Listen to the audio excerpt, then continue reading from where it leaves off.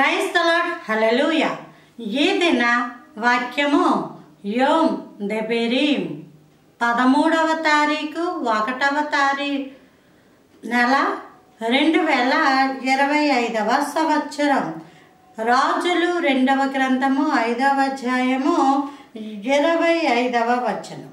అతడు లోపలికి పోయి తన యజమానుని ముందర నిలువగా ఎలీషా వానిని చూచి, గెహాజీ, నీ వెచ్చట నుండి వచ్చితివని అడిగినందుకు. ఎలీషా అన్న వ్యక్తి దైవజనుడు, గెహాజీ అనే వ్యక్తి దైవజనుడు. ప్రక్కన ఉంటూ దైవజనుడి యొక్క మంచి చెడ్డలు అనగా అతనికి కావాల్సినవన్నీ అందించే వ్యక్తి, అటువంటి వ్యక్తి. అయితే అక్కడికి సిరియా దేశం నుంచి సైన్యాధిపతి వచ్చి ప్రార్థించుకున్నాడు. అంటే అతనికి కుష్ఠరోగము.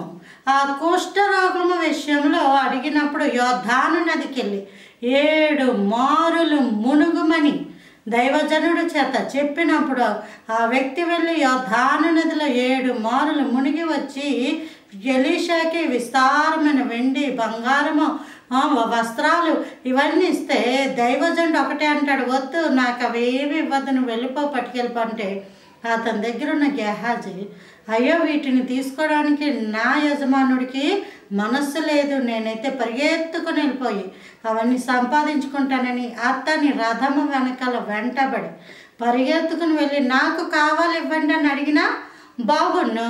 అలా అడగల.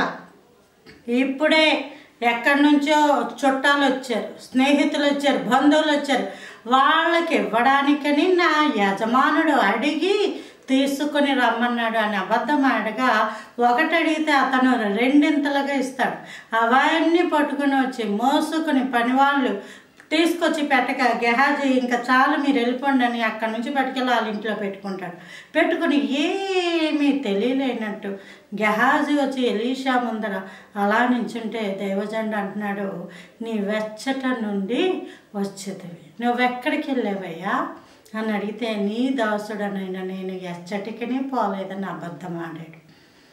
ఈరోజు ఈ వర్తమానం ద్వారా దేవుడు మనతో మాట్లాడుతున్నాడు. ఇదే ప్రశ్న దేవుడు గనక నిన్ను అడిగితే, ఎక్కడికి వెళ్తున్నావు? నీ ఇంట్లో తల్లి తండ్రి ఒకవేళ నిన్ను ఎక్కడికి వెళ్తున్నావయ్యా అని అడిగితే, ఇక్కడికే, బయటికి, పలానా చిన్న పని ఉంది, చిన్న పని మీద వెళ్తున్నాను, ఒక చోటుకి వెళ్తున్నాను అని ఇలాగా వంకరగా సమాధానాలు చెప్పేవాళ్ళని మనం చూస్తూ ఉంటాం. ఇదిగో పలానా విషయం, పలానా చోట, పలానా ఇది అని చెప్పటం లేదు ఇంట్లో. అందువల్ల ఈరోజు అనేకమైన అక్రమాలు, అన్యాయాలు, ఎంతో దుర్మార్గతనం, బలత్కారము జరిగిపోతున్నాయి.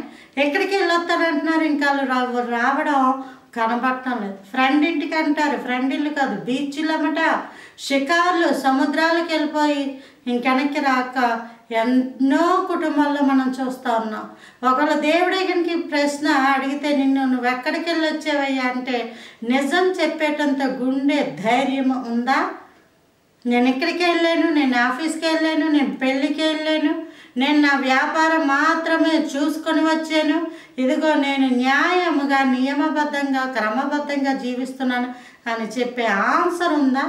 ఒకవేళ అట్టి ఆన్సరే కనుక నీకుంటే ప్రభు కృప, దేవుడు నిన్ను దీవించును గాక. ఒకవేళ అలాంటి జవాబే లేకుండా వంకర మార్గంలో సమాధానం కనుక ఉంటే అది ఎప్పటికైనా నీకు ముప్పే. అప్పుడు ఎలీషానే దైవజనుడు అంటాడు, ఇదిగో అతన్ని విడిచి వెళ్ళిపోయిన కుష్ఠరోగం నీకు అంటుకుంటుంది, అది ఇంకా నీతో పాటు ఉంటుంది అంటాడు. అతడు శాపగ్రస్తుడై కుష్టి వ్యాధి గలవాడే అయిపోయాడు. నీ సమాధానము సరిగా లేకపోతే అది నీ ఇంట శాపమే. మనుషులు అడిగితే నువ్వు అబద్ధమాడచ్చు, దేవుడు నిన్ను చూస్తున్నాడనే భయము కలిగి బ్రతకాలి, దేవుడు నీతో మాట్లాడుతున్నాడని భయము కలిగి బ్రతకాలి. అట్టి కృప దేవుడు అనుగ్రహించును కాక. Praise the lord. ఆమేన్.